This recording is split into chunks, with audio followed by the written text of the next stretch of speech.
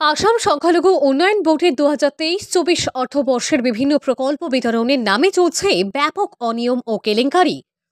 সংখ্যালঘু প্রকল্প যাচাইয়ের হিতাধিকারীদের তালিকায় ধরা পড়ল হিন্দু ধর্ম অর্থাৎ সংখ্যাগুরু ব্যক্তিদের একাধিক নাম।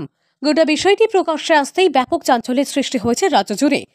এ নিয়ে শিলচর সাব ডিভিশনের চেয়ারম্যান রেহান উদ্দিন লস্করকে প্রশ্ন করার পর তার মন্তব্যে বেরিয়ে এলো সামগ্রী বন্টনে ব্যাপক অসঙ্গতি ও অনিয়মের তথ্য। অনলাইনে হিতাধিকারীরা আবেদন করেন আসাম সংখ্যালঘু উন্নয়নের বোর্ডের ওয়েবসাইটে। আবেদন প্রক্রিয়ার পর বেরিয়ে আসা সেলাই মেশিন জেলা পর্যায়ের বরাদ্দের তালিকায় দেখা যায় নাম রয়েছে স্বপ্না দাস ও নিভা সিনহা নামে দুজন হিতাধিকারীর নাম। এছাড়াও কাছাড় জেলায় ই রিক্সা 9টি থাকা সত্ত্বেও পেয়েছেন মাত্র 2 জন। বাকি 7টি ই রিক্সার কোনো হদিশ নেই। কিন্তু শিলচর সাব ডিভিশন চেয়ারম্যান জানান তাকে প্রায় ব্রাত্য রেখে ওইসব কাণ্ড চালিয়ে যাচ্ছে আসাম সংখ্যালঘু উন্নয়ন বোর্ড ও প্রশাসনিক আধিকারিকরা। স্কিম ছিল, সেটা অ্যালটমেন্ট লেটারটা আমি আমাদের অফিসে পেয়েছি, যদিও আমাদেরকে ডিরেক্টলি দেওয়া হয় নাই। আমরা কিন্তু ইনকর্পোরেটেড নাই, স্টেট মাইনরিটি ডেভেলপমেন্ট বোর্ডের সাথে আমরা ইনকর্পোরেটেড নাই, উই আর সেপারেট বডি। সুতরাং আমাদেরকে তারা কোনো চিঠিতে বা কোনো কিছুতে আমাদেরকে মেনশন করে না, কপিটি করে না।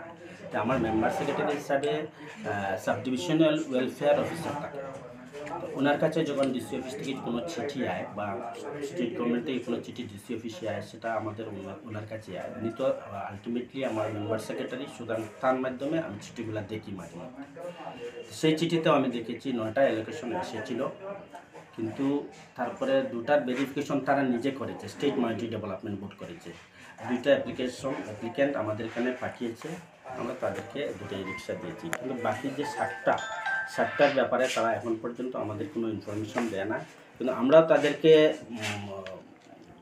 মানে একটা চিঠি দেওয়ার জন্য আমি আমার অফিসার মহাশয়কে বলেছি যে একটা ক্লারিফিকেশন চিঠি আমাদের দরকার আছে, কারণ লোক তো আমাদেরকে জিজ্ঞেস করবে। যদি আমরা ইনকর্পোরেটেড না স্টেট মাইনরিটি ডেভেলপমেন্ট বোর্ডের সাথে, কিন্তু বেনিফিশিয়ারিজগুলো তো সব শিলচরের, তারা তো আমাদেরকে জিজ্ঞেস করবে, কারণ আমি একটা পোস্টে আছি যখন। সেই হিসাবে নিশ্চয়ই উনি চিঠি দিয়েছেন, আর সেটার ক্লারিফিকেশন এখনও কিছু আসেনি। যদি আসে নিশ্চয়ই আপনারা খবর পাবেন বা আমিও জানতে পারবো। আচ্ছা, এই যে প্রকল্প না, এই জন্য না, এই যে সুইং মেশিন সেগুলো অন্যটা। আচ্ছা, সেটা স্কিম অন্যটা। এই যে মানে ধর্মীয় সংখ্যালঘু হতে হবে, অ্যাপ্লিক্যান্ট আমার কাছে এসেছিল আজ থেকে 2-3 দিন আগে। আমি তাদেরকে বলেছি, দেখুন ভেরিফাই তো আমাদের অফিসিয়ালি করবে।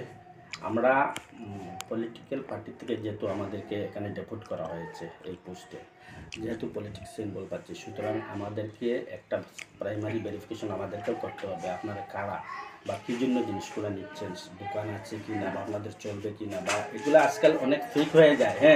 মেশিন নিয়ে অনেক কিছু করে দেয়, সুতরাং আমাদের একটা দেখাশোনার দরকার আছে। সেই হিসাবে তারা আমার কাছে এসেছিল। তখন আমি তাদেরকে বলেছি, ঠিক আছে, আপনারা ভ্যালিড ডকুমেন্টস নিয়ে আসুন। যদি আপনারা ডাইভার্টেড হন বা মাইনরিটি হন, ভ্যালিড ডকুমেন্ট নিয়ে আসুন, তারপরে আপনাদেরকে জিনিস দেওয়া হবে। আর যদি ভ্যালিড ডকুমেন্টস না থাকে, তাহলে তো আমরা কেন অফিসার কেউ পারবে না সেটা দিতে। ওটাকে দেখিয়েছে স্টেট মাইনরিটি ডেভেলপমেন্ট বোর্ড কীভাবে সিলেকশন করলো সেটা আমি নিজেই বুঝতে পারছি না। সেটা তো তারা সিলেকশন করার সময় তারা ভ্যালিড ডকুমেন্টস তারা দেখতে লাগে, যেহেতু তারা সিলেকশন করেছে। কিন্তু ওরা তো কীভাবে করলো সেটা আমি নিজেই বুঝতে পারছি না। আমি তো আশ্চর্য কথাটা শুনে। ওরা আমাদেরকে এই কথাটা কিছু বলেনি যে কেন হয়েছে, আমাদেরকে জাস্ট বলেছে আমরা সিলেকশন লিস্টে আমরা আছি, আমাদেরকে জিনিসগুলো দেওয়া হোক। কিন্তু আমি বলেছি, দেখো আমাদের অফিসে যখন একটা স্ক্রুটনি করবে, ভেরিফাই করবে, তারা আপনাদের ভ্যালিড ডকুমেন্টস খুঁজাবে। যদি ভ্যালিড ডকুমেন্টস থাকে আপনারা পাবেন, না থাকলে তো করার কিছু নেই।